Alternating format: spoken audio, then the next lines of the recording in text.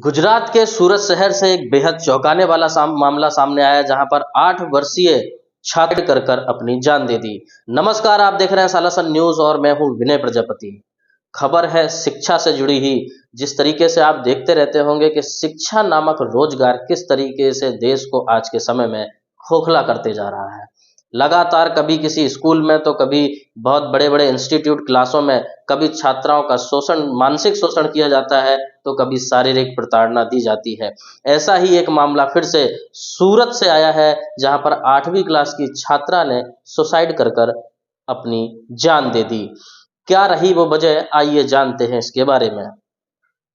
सूरत में कक्षा 8 में पढ़ने वाली छात्रा, जो पिता का नाम राजू भाई बताया जा रहा है, उस बच्ची ने 2 दिन पहले सुसाइड करके अपनी जान दे दी।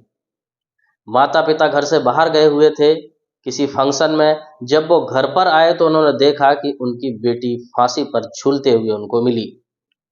मामला इस कदर का था कि बताया गया है माता पिता के द्वारा और उसके भाई के द्वारा बच्ची के, कि स्कूल में बच्ची को बहुत ज़्यादा परेशान किया जाता था, उसको पैसे के लिए चिल्लाया और गुस्सा किया जाता था, जिस वजह से बेइज्जती महसूस करते हुए बच्ची ने सुसाइड कर ली। बताया गया है कि स्कूल के अंदर बच्ची को बाथरूम के पास पूरे पूरे दिन खड़ा रखा जाता था, जिस वजह से बच्ची हैरान, परेशान और शर्मिंदगी महसूस करती थी। लगातार कई दिनों तक ऐसा चला, जिसके बाद बच्ची ने सुसाइड कर ली। टीवी 9 की रिपोर्ट के मुताबिक बताया गया कि जब टीवी 9 के रिपोर्टर वहां जाकर पूछते हैं तो टीचर जो है वो अलग अलग तरीके का जवाब देते हैं। किसी एक टीचर का कहना होता है कि परिवारजनों से बात नहीं हुई और दूसरे टीचर का कहना होता है कि परिवारजनों से बात हो गई थी। हालांकि बहुत ही गंभीर मामला है और जांच का विषय है। दूसरी तरफ जिस तरीके से आप देखते रहते होंगे कि लगातार शिक्षा को लेकर कहीं ना कहीं बच्चे भारत के अंदर सबसे ज़्यादा सुसाइड करते जा रहे हैं। शिक्षा को लेकर यानी कि स्टूडेंटों का मरने का आंकड़ा जो है वो वर्ष दर वर्ष लगातार बढ़ते जा रहा है, लेकिन उसके बावजूद भी कभी कोई गंभीर कार्रवाई इस पर नहीं होती। वो छात्रा जो अपने आंखों में कहीं ना कहीं सपने लिए हुई थी, जिसके सपने तो बहुत बड़े थे लेकिन कहीं ना कहीं वो सपने भी चकनाचूर हो गए।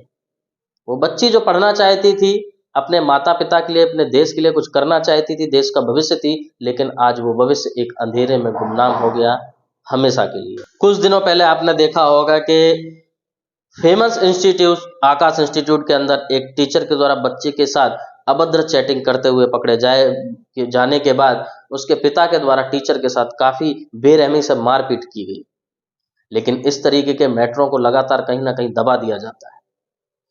चाहे ऐसे स्कूल हो, चाहे ऐसे शिक्षक हो, चाहे ऐसा इंस्टीट्यूट हो, इनके ऊपर सख्त और कड़ी से कड़ी कानूनी कार्रवाई होनी चाहिए, जिस वजह से देश का भविष्य और किसी का बेटा या बेटी बच सके। लेकिन कहीं ना कहीं लगातार आप देखते होंगे जैसे कोटा से लगातार कहीं ना कहीं छात्रों के सुसाइड की खबर लगातार सामने आती रहती है, लेकिन उसके बावजूद भी कभी कोई इस तरीके की कार्रवाई नहीं होती जिससे इन सुसाइडों का मामला थम सके। आकाश इंस्टीट्यूट का भी हमारे पास पूरा वो वीडियो आ चुका है अब, जो आकाश इंस्टीट्यूट के उसी टीचर के द्वारा बनाया गया जिसने बच्ची के साथ अभद्र चैटिंग की थी। हालांकि बात करेंगे अब सूरत की, जहां पर 8वीं क्लास में पढ़ने वाली छात्रा ने सुसाइड कर ली। लगातार स्कूलों में आप देखते होंगे ना ही तो शिक्षा के नाम पर कोई व्यवस्था रहती है, ना ही स्कूलों का ढांचा इस तरीके से रहता है, ना ही मैदान रहते हैं। यानी कि पूरी तरीके से एक रोजगार का साधन शिक्षा को बना लिया गया है। गुजरात के अंदर कई ऐसे स्कूल हैं, वलसाड़ जिले के वापी शहर के अंदर कई ऐसे स्कूल हैं, ना ग्राउंड की व्यवस्था है, ना ही टीचर कैपेबल हैं जो बच्चों को पढ़ा सके।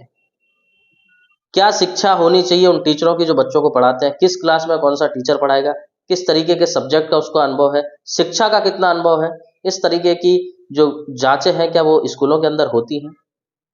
हमारे चैनल के माध्यम से भी लगातार शिक्षा विभाग में इस तरीके की कंप्लेंट की गई है, लेकिन कहीं ना कहीं शिक्षा विभाग के अधिकारी भी इसमें लापरवाह नजर आते हैं। उनके द्वारा इस तरीके का बयान दिया जाता है कि आप सुनेंगे तो हैरान रह जाएंगे। उनका कहना है अगर स्कूल बंद करवा दिया गया तो बच्चे बेचारे कहाँ जाएंगे। यानी कि शिक्षा के नाम पर रोजगार आप चला सकते हो, शिक्षा जो ढंग से देनी चाहिए वो शिक्षा आप नहीं दोगे तो भी चलेगा, लेकिन रोजगार चलते रहना चाहिए। क्या हर बच्चा पढ़ लिख सकता है? क्या हर बच्चे के पास बराबर दिमाग होता है? अगर वो खेल में निपुण है, जिस तरीके से आप देखते होंगे भारत के अंदर खेल का जो माहौल है बहुत अच्छा सा बढ़ा हुआ है, लेकिन जिन बच्चों के लिए खेल का मैदान स्कूलों में उपस्थित नहीं है, क्या वो बच्चे स्कूल में खेल पाएंगे या बाहर खेल पाएंगे या देश के लिए खेल पाएंगे।